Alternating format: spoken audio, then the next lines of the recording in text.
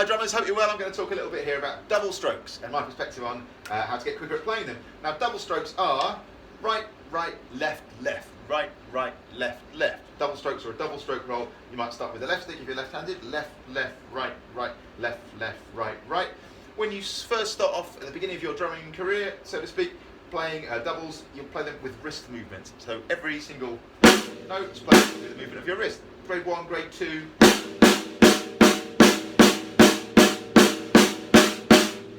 Classic, nice simple way of doing it, and that's great up until a certain point. Now if you start to get quicker, and this depends what sort of drum grade syllabus you're doing, Trinity, London, this is around grade 3 this happens, you get to the point where they talk about using controlled rebounds, and this is a necessary thing. As you pick up speed, you get to the point your wrist just can't go fast enough anymore. So if I start playing with wrists, and I get a bit quicker, about there, my wrists are kind of flat out. That's as fast as you can go. Now a new technique can come in here. This is the bounce double stroke using finger control to control the stick. Now the basic idea here, from my perspective, is the first note is played mostly using your wrist. So you throw your stick down towards the drum, strike the drum, and actually what you're going to do here as the stick hits the drum is release your fingers at the back. So your middle finger and your ring finger, so called, and your little finger, get the stick to bounce. This is the first step. The second step, the second stroke, is mostly using your fingers at the back there to pull the stick back in. What's really cool about this is it gets around the problem that you have when you're playing with your wrist, and the problem is having to make the same movement twice, basically. Here, two different muscle groups, so two movements that can be performed quickly one after the other. First note, mostly using your wrist. Second note, using your fingers. Hopefully that makes a bit of sense. Now the first thing to say about this is a technique that can take some time to develop, man. Don't worry if you don't get the hang of this straight away. Understanding it is the starting point. Mastering it is a whole other thing. It takes time, it takes patience.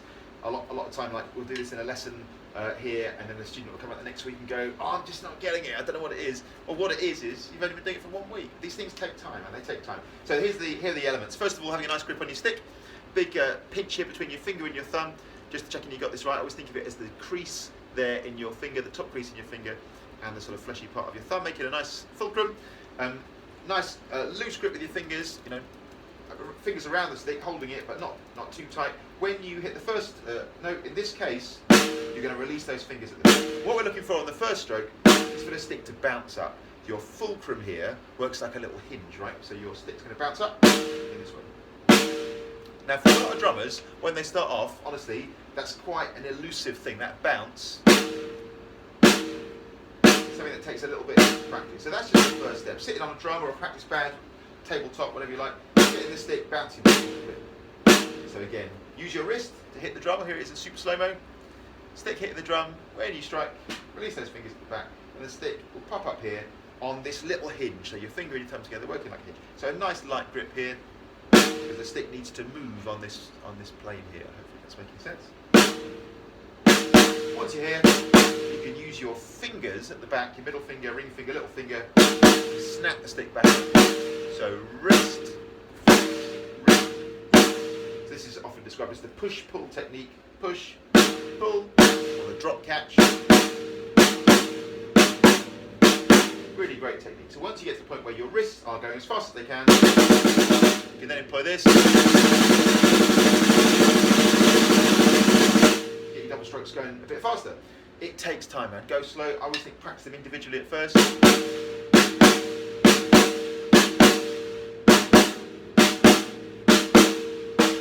Great advice you hear a lot is when you're first practicing them like individually, slowly, see if you can get the second note to be louder than the first, and then as you pick up speed, what you'll find is they'll sort of even out. If you don't have that, if the second note is mostly just the bounce of the stick and it's not as loud, as you get faster, it can sound a bit rather than. That's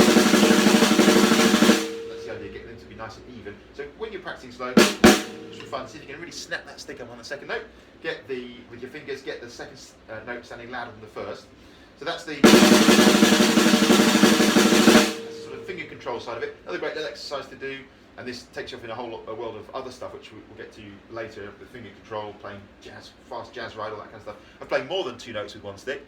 So a great thing to practice is just playing a wrist movement, hitting the drum in the first place, get the stick to bounce up.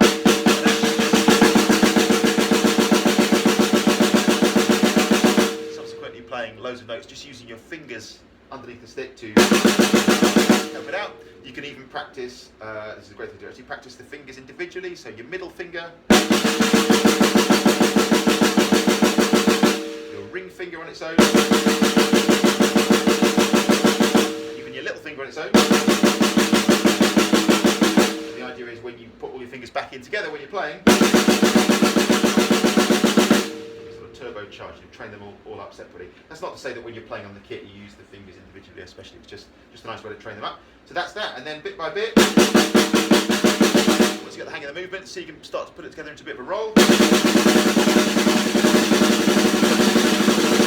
You'll be in business. It works great on a snare drum or a hi-hat. When you start to go around the kit, depending what type of kit you're playing, how big the toms are, what the tuning is like, if it's set up for rock or jazz, you might find that this technique needs a bit of adapting. It has to be a little bit flexible, especially when you get down to a big sort of rock floor tom. You're going to need to dig those notes out a bit more. You're going to need to use a bit more wrist and quite a lot more fingers. And this works great on a surface where the stick is bouncing back brilliantly. You do have to be a bit adaptable if you're going to play on like bigger toms. You're going to need to just build up your strength in your wrists and dig them out a bit more. But it does work great on the hi-hat and the cymbals and the snare. So the great thing about this is now really anything that you can play with your wrists. So say if you're playing 16th notes, a little groove like that, anything you're playing with your wrist you can potentially now double up. So for each of the wrist movements that you're making, if you throw this little drop catch in,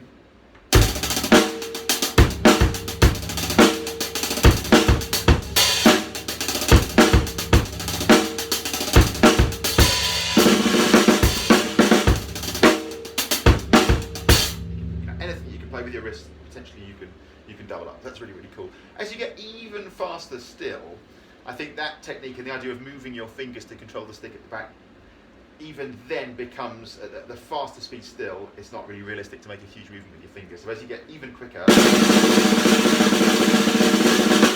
do find that it becomes just like a straight rebound of the stick at that point. So you're giving it a little bit more of a squeeze between your finger and your thumb, having your fingers at the back slightly off the stick, and just as it goes much, much quicker, as you're sort of going up towards what would finally be a buzz roll, what would be called a closed roll in the old-fashioned terminology, as opposed to an open roll, which is a double stroke roll.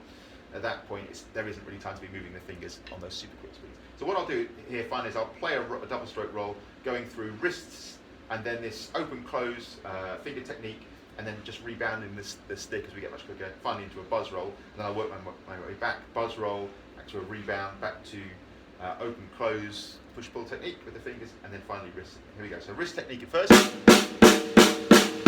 Get a bit quicker.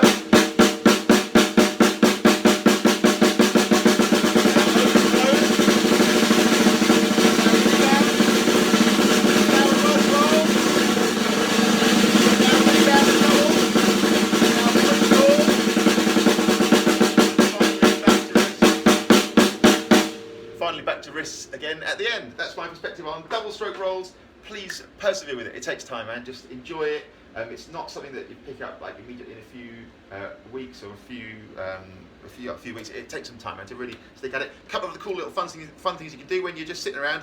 The great drum nervous twitch is if you get your finger and your thumb together, as if you were holding a stick, and just move these fingers at the back separately. I think this is a Dom Famularo exercise. I could be wrong, but I use this all the time. So just playing drum rudiments with your fingers at the back of your hand here. People think you're weird, but you're getting better at playing the drums, so it doesn't matter. So single stroke roll, double stroke roll, paradiddles.